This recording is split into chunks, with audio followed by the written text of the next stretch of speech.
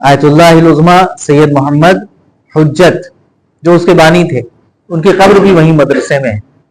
ان کے اقدامات تھے میر عاشق مرتضیٰ، انہی کے پائنتی پا قبر کے ان کے داماد کی بھی قبر ہے. ان کی زندگی میں یہ ملتا ہے کہ وہ نماز ظہر پڑھاتے تھے اور نماز ظہر پڑھانے کے بعد چند مسائل بیان کرتے تھے.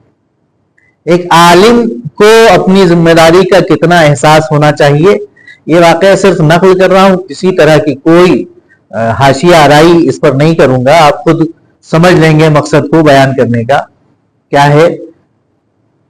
ایک روز انہوں نے نماز ظہر کے اتمام پر مسئلہ بیان کیا، گھر گئے.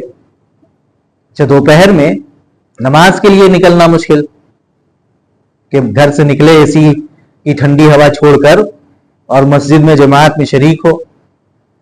جائے کہ نماز پڑھنے کے بعد گھر میں آنے کے بعد اگر پھر سے نکلنا پڑے. یہ مسئلہ یہاں کے لیے البتہ بہت جانا پہچانا نہیں ہے، لیکن گلف کنٹریز میں جو لوگ رہ چکے ہیں، جا چکے ہیں، جانتے ہیں، عموماً جانتے ہی ہیں کہ ظہر کے بعد تعطیل ہو جاتی ہے، چھٹی ہو جاتی ہے کچھ گھنٹوں کے لیے، اور پھر جب موسم کچھ ٹھنڈا ہو جاتا ہے تو پھر سے کام دھام شروع ہوتا ہے. نماز پڑھائی، نماز پڑھانے کے بعد مسئلہ بیان کیا، گھر گئے. تب ان کو یہ خیال آیا کہ میں نے غلط مسئلہ بیان کر دیا ہے. ہم ہوتے تو کیا کرتے؟ ارے ہو گیا تو ہو گیا، سوئیے آرام سے. اگر کسی نے اعتراض کر دیا تو صحیح بتا دیں گے.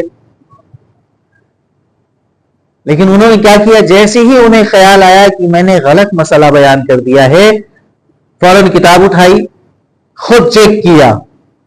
جب ان کو اپنا ڈاؤٹ صحیح لگا تو اسی وقت لباس زیب تن کیا اور اسی گرمی میں باہر نکلے. کیا کریں گے؟ مسجد جائیں گے، وہاں لاؤڈ اسپیکر پہ اعلان کریں گے؟ نہیں.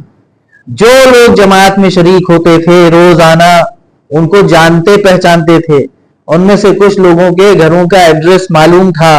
جن جن کے گھروں کا ایڈریس معلوم تھا ان تک گئے، دق الباب کیا، دروازہ کھلا. آقا آپ اس وقت، یہ بہت مطلب حیرت کن معاملہ ہوتا ہے گلف کنٹریز میں کہ دوپہر کے وقت کوئی آ جائے. جب کوئی بہت اہم مسئلہ ہوتا ہے تبھی کوئی آفٹر ظہر کہیں جاتا ہے. ہاں وہ مسئلہ یہ ہو گیا کہ میں نے آج جو مسئلہ بیان کیا تھا وہ غلط بیان کر دیا تھا. صحیح صورت مسئلے کی یہ ہے، اور تم جس کو جانتے ہو جو جماعت میں شریک تھا، تم بھی اس کو یہ مسئلہ کریکٹ کر کے بتا دینا. ایک گھر چھوڑا، دوسرے گھر گئے، دق الباب، پھر وہی بات، تیسرے گھر گئے، چوتھے دروازے پر جب گئے، دروازہ کھلا، سلام دعا ہوئی، مسئلہ بیان کیا. آگا اتنی زحمت کیوں کی اتنی گرمی میں؟ کل بھی آپ ہی کو نماز ظہر پڑھانی تھی. کل جب مسئلہ بیان کرتے تو نیا مسئلہ بیان کرنے سے پہلے آپ اپنے اس غلط مسئلے کی اصلاح کر سکتے تھے. غلط مسئلے کی اصلاح کر سکتے تھے. سب تک پیغام پہنچ جاتا، آپ کو اتنی زحمت بھی نہیں کرنی پڑتی. سر جھکا کر جواب دیا. اس بات کی ضمانت کہاں ہے کہ میں کل تک زندہ رہتا؟ اس بات کی ضمانت کا ایک عالم دین کو اپنی ذمہ داری کا احساس ہو تو کردار ایسا ہوتا ہے.